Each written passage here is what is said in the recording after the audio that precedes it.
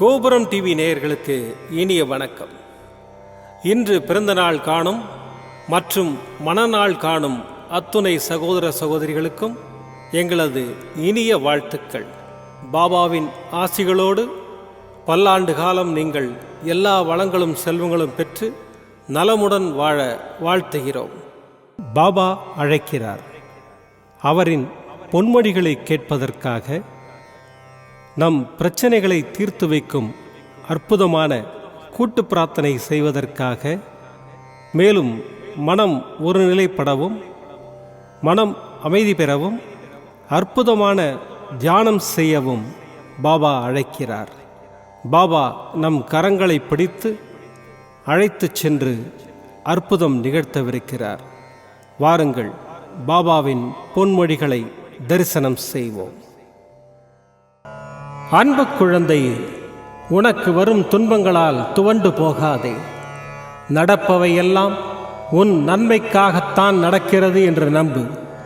நீ உன்னுடைய கஷ்டமான சூழ்நிலைகளை எல்லாம் கடந்து உன் வாழ்க்கை பாதையை அன்பு நிறைந்த அழகான பாதையாக நான் மாற்றுவேன். இது நிச்சயமான உன் சாயப்பாவின் வார்த்தைகள். நீ கூப்பிடும் போதெல்லாம் உன்னை காப்பாற்றவே ஓடி வருகிறேன். சதா சர்வ காலமும் நான் உனக்கு பின்னால் தான் உறுதியாக நிற்கின்றேன். உனக்கு எது என்று நிர்ணயிக்கப்பட்டதோ அதுதான் உன்னிடத்தில் உனக்காக வந்து சேரும். அது வந்து சேரும் காலத்தை நீ நெருங்கிவிட்டாய். இனி கவலை கொள்ளாதே. மெதுவாக எல்லாம் மாறி வருகின்றது. அதை நீ உணர்ந்து கொள்ளும் காலம் வெகு தூரத்தில் இல்லை. உன்னுடைய இந்த இக்கட்டான அவசியம் மிகுந்த காலத்தில் எனது உதவி நிச்சயம் உனக்கு கிடைக்கும். உன்னை எந்த சூழ்நிலையிலும் கையேந்த விடமாட்டேன். உனது வாழ்க்கை வண்ணமயமாய் ஒளியுடன் விளங்கப் போகிறது. நீ எதற்கும் பயப்படாதே. நீ எதற்கும் கலங்காதே. நீ நிச்சயம் தடைகளை தகர்த்து வெற்றியடைவாய். நான் அடைய வைப்பேன். உன் அப்பா சாயிருக்கிறேன். எதற்கும் கலங்காதே. ஓம் சாய்ராம். பாபாவின் அற்புதமான பொன்மொழிகளை தரிசனம் செய்தோம். அடுத்த நிகழ்வு கூட்டு பிரார்த்தனை. நம் மனநலன் சார்ந்த பிரச்சனைகளுக்காகவும் உடல் நலன் சார்ந்த பிரச்சனைகளுக்காகவும் மற்றும் நம் அனைத்து விதமான பிரச்சனைகளுக்காகவும் சாய்நாதரிடம் கூட்டு பிரார்த்தனை செய்வோம். வாருங்கள், இந்த அற்புதமான கூட்டு பிரார்த்தனையை செய்வோம். பிரார்த்தனாஷ்டகம். 8 பிரார்த்தனைகள்.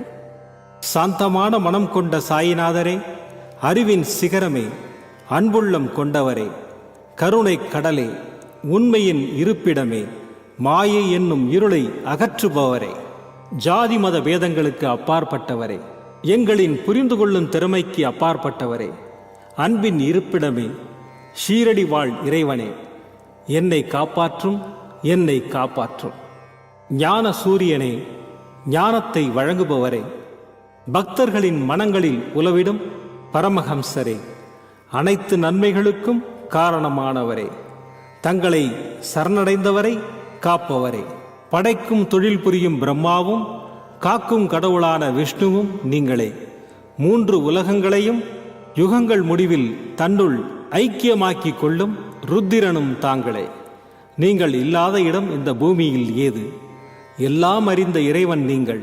எங்கள் எல்லோரின் இதயங்களிலும் வசிப்பவரும் நீங்களே. எனது எல்லா குற்றங்களையும் மன்னிக்க வேண்டும் என்று வேண்டி கேட்டுக்கொள்ளுகின்றேன். அலை அலையாய் தொடர்ந்து வரும் சந்தேகங்களையும் மனமயக்கங்களையும் போக்குவீராக. நீங்கள் கோமாதா, நான் பிறந்த இளங்கன்று. நீங்கள் சந்திரன், நான் சந்திரகாந்த கல். தங்கள் பாதங்கள் கங்கை நதி. பணிவுடன் இந்த தாசன் உங்கள் பாதங்களில் தலை வணங்குகிறேன். உங்கள் கைகளை என் தலைமீது வைத்து ஆசை கூறுங்கள். என் கவலைகளும் துன்பங்களும் பறந்தோடட்டும். இந்த கணு தங்களின் தாசன். இந்த 8 துதிகளையும் கூறி நான் உங்களை சாஷ்டாங்கமாக நமஸ்கரிக்கின்றேன். எனது பாவங்கள், துன்பங்கள் மற்றும் ஏழ்மை நிலை இவை யாவும் உடனடியாக விலகி ஓடட்டும். ஓம் சாய்ராம். ஓம் சாய்ராம். ஓம் சாய்ராம். அற்புதமாக கூட்டு பிரார்த்தனை செய்தோம். பாபா நம்முடைய கோரிக்கையை ஏற்று நிச்சயமாக நமக்கு அற்புதங்களை செய்வார் என்பது சத்தியம். இனி கண்களை மூடி பாபாவை மனதில் நிறுத்தி பாபாவின் அற்புதமான சக்தி வாய்ந்த மந்திரத்தை அனுபவிப்போம். ஓம் ஷிரடி வாசாய வித்மஹே சச்சிதானந்தாய தீமஹி தன்னோ சாயி பிரச்சோதயாத்.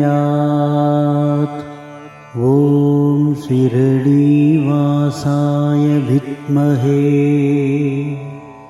சச்சிதானந்தாய தீமஹி தன்னோ சாயி பிரச்சோதயாத். ஓம் ஷிரடி வாசாய வித்மஹே சச்சிதானந்தாய தீமஹி தன்னோ சாயி பிரச்சோதயாத். ஓம் ஷிரடி வாசாய வித்மஹே சச்சிதானந்தாய தீமஹி தன்னோ சாயி பிரச்சோதயாத். ஓம் ஷிரடி வாசாய வித்மஹே சச்சிதானந்தாய தீமஹி தன்னோ சாயி பிரச்சோதயாத். ஓம் ஷிரடி வாசாய வித்மஹே சச்சிதானந்தாய தீமஹி தன்னோ சாயி பிரச்சோதயாத். ஓம் ஷிரடி வாசாய வித்மஹே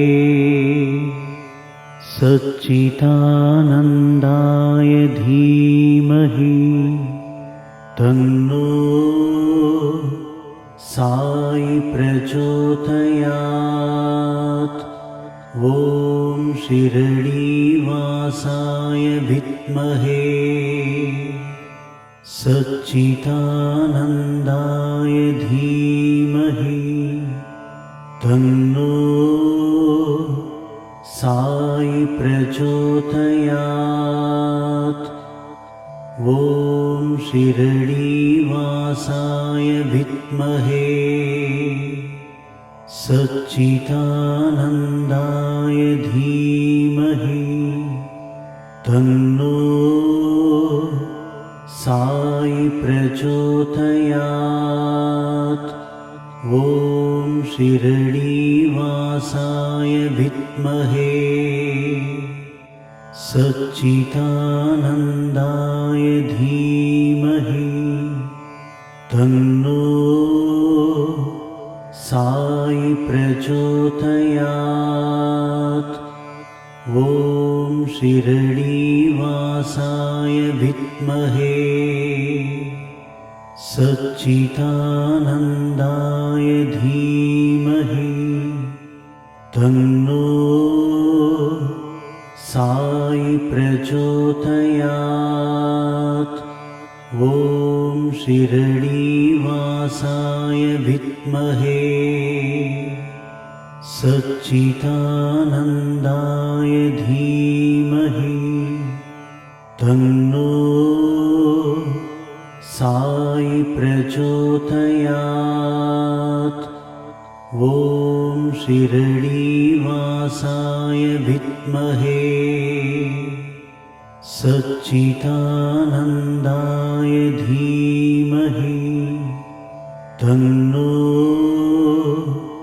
சாயி பிரச்சோதயாத். ஓம் ஷிரடி வாசாய வித்மஹே சச்சிதானந்தாய தீமஹி தன்னோ சாயி பிரச்சோதயாத். ॐ शिरडीवासाय विद्महे सच्चिदानन्दाय धीमहि तन्नो साई प्रचोदयात्। ॐ शिरडीवासाय विद्महे सच्चिदानन्दाय धीमहि तन्नो साई प्रचोदयात्। ॐ शिरडीवासाय विद्महे सच्चिदानन्दाय धीमहि तन्नो साई प्रचोदयात्। ॐ शिरडीवासाय विद्महे सच्चिदानन्दाय धीमहि तन्नो साई प्रचोदयात्। ॐ शिरडीवासाय विद्महे सच्चिदानन्दाय धीमहि तन्नो साई प्रचोदयात्। ॐ शिरडीवासाय विद्महे सच्चिदानन्दाय धीमहि तन्नो साई प्रचोदयात्। ॐ शिरडीवासाय विद्महे सच्चिदानन्दाय धीमहि तन्नो साई प्रचोदयात्। ॐ शिरडीवासाय विद्महे सच्चिदानन्दाय धीमहि तन्नो साई प्रचोदयात्। ॐ शिरडीवासाय विद्महे सच्चिदानन्दाय धीमहि तन्नो साई प्रचोदयात्। ॐ शिरडीवासाय विद्महे सच्चिदानन्दाय धीमहि तन्नो साई प्रचोदयात्। ॐ शिरडीवासाय विद्महे सच्चिदानन्दाय धीमहि तन्नो साई प्रचोदयात्। ॐ शिरडीवासाय विद्महे सच्चिदानन्दाय धीमहि तन्नो साई प्रचोदयात्। ॐ शिरडीवासाय विद्महे सच्चिदानन्दाय धीमहि तन्नो साई प्रचोदयात्। ॐ शिरडीवासाय विद्महे सच्चिदानन्दाय धीमहि तन्नो साई प्रचोदयात्। ॐ शिरडीवासाय विद्महे सच्चिदानन्दाय धीमहि तन्नो प्रचोदयात्। ॐ शिरडीवासाय विद्महे सच्चिदानन्दाय धीमहि तन्नो साई प्रचोदयात्। ॐ शिरडीवासाय विद्महे सच्चिदानन्दाय धीमहि तन्नो साई प्रचोदयात्। ॐ शिरडीवासाय विद्महे सच्चिदानन्दाय धीमहि तन्नो साई प्रचोदयात्। மீண்டும் நாளை காலை இந்த அற்புதமான பாபா அழைக்கிறார் நிகழ்ச்சியில் சந்திப்போம். நன்றி, வணக்கம். விதம் விதமான பக்தி நிகழ்ச்சிகளை உங்களுக்காக தந்து கொண்டிருக்கிறது உங்கள் கோபுரம் டிவி.